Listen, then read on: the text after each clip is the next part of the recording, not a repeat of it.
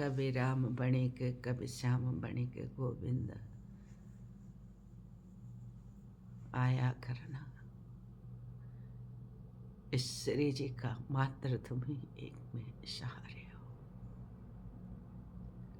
हे गोविंद, इस दुनिया की लीला तो बहुत देख ली, ज्ञात अज्ञात रूप में तुमने दिखाई है, परंतु अब हमारा मन तो तुम्हारी लीलाओं में डूबा है। ये मन न कहीं जाता है, न ये मन सोता है, न ये जागता, ये गुनगुनी धूप की तरह तुम्हारे श्री चरणों में लगा ही रहता है। जब कोई भी बात याद आती तो सीधे गोविंदा याद आता है कि तुम्हारे लीलाओं से ये जीवन अभिभूत है। श्री जी का जीवन सार्थक हो रहा है, सार्थक होने जा रहा है। मेरे गोविंद ऐसी लीला कर रहा है तो शायद हमने कभी सोचा भी नहीं था। वो कितना कृपालु है, आप उससे विश्वास करोगे, आप उससे भरोसा करोगे तो किन्हीं न किन्हीं रूपों में आएगा। हम कभी संसार में, हम भी मनुष्य हैं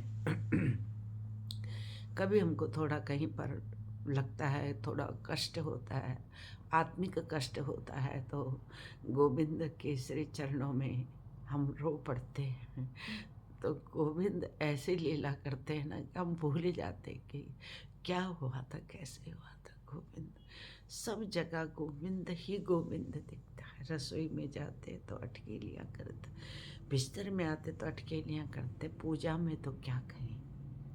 तो श्री जी का जीवन गोविंद बन चुका है, गोविंद श्री जी का बन चुका है।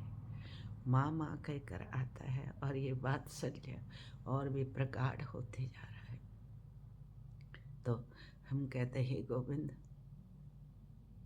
जिस दिन तुम नहीं आते हैं ना, ये जीवन ऐसे लगता कि व्यर्थ चला गया, ये समय व्यर्थ चला गया, श्री जी का जीवन व्यर्थ हो गया। तो उनकी अनंत कृपाओं का प्रसाद, और ये प्रसाद है माता पिता के संस्कारों के कारण, माता पिता की अच्छी शिक्षा के कारण। माता हमेशा माता कहती थी, अनपढ़ थी, अंगूठा टेक थी, पर माता इतने ब्रॉड माइंडेड थी। माता कहती थी कि बेटा सब कुछ करना जीवन में, किसी का बुरा मत करना। और माता के वो वचन बार बार कानों में गूंजते हैं। हमारे बाबा कहते थे, अरे वो तो खुद ही मनस्यारू है, वो तो खुद ही आदमी है, वो खुद ही लड़के की तरह है, और वो खुद ही अपना गार्जियन है, और जो अपना गार्जियन है उसका गार्जियन कौन हो सकता है दुनिया में। बाबा ये कहा करते थे। तो उनके संस्कारों के कारण वास्तव में हमने स्त्री जैसा जीवन कभी जिया नहीं, न कभी ऐसा मौका आया जीवन में। और हमने हमेशा पुरुष जैसा जीवन जिया। हमने कभी ये महसूस नहीं किया कि हम एक स्त्री हैं। हमने संसार में हर काम को किया, कोई कार्य नहीं छोड़ा जो हमने नहीं किया हो। बस दो काम, जैसे गाय से दूध निकालना, और जबकि गायें अनंत थी, पर हमने कभी गाय का दूध निकाला, पिया खूब है लेकिन दूध निकाला नहीं। गौ सेवा बहुत की है। पूरा जीवन हमारा बचपन का गायों के बीच, 18 वर्ष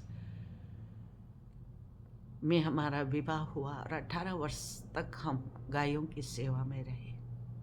और गायें अनंत थी, और गायों से संबंध ऐसे था जैसे भाई बहनों से होता। ऐसे गायों के नीचे छिड़कना, उनके कान पकड़ना, उनके सींगों को तेल लगाना, उनको स्नान कराना, उनकी स्वच्छता का ध्यान रखना, उनका गोबर उठाना, उनको चुगाना।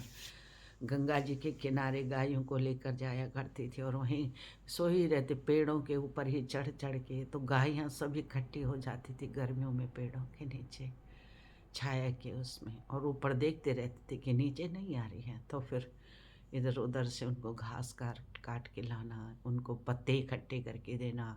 अब जैसे सर्दियों में सेमल होता है तो सेमल के फूलों को इकट्ठा करना, पेड़ के नीचे उनको ले जाना, और बिना हमारे वो कहीं जाती नहीं थी। तो ऐसे बहुत सारे गाय बछड़े हुआ करते थे।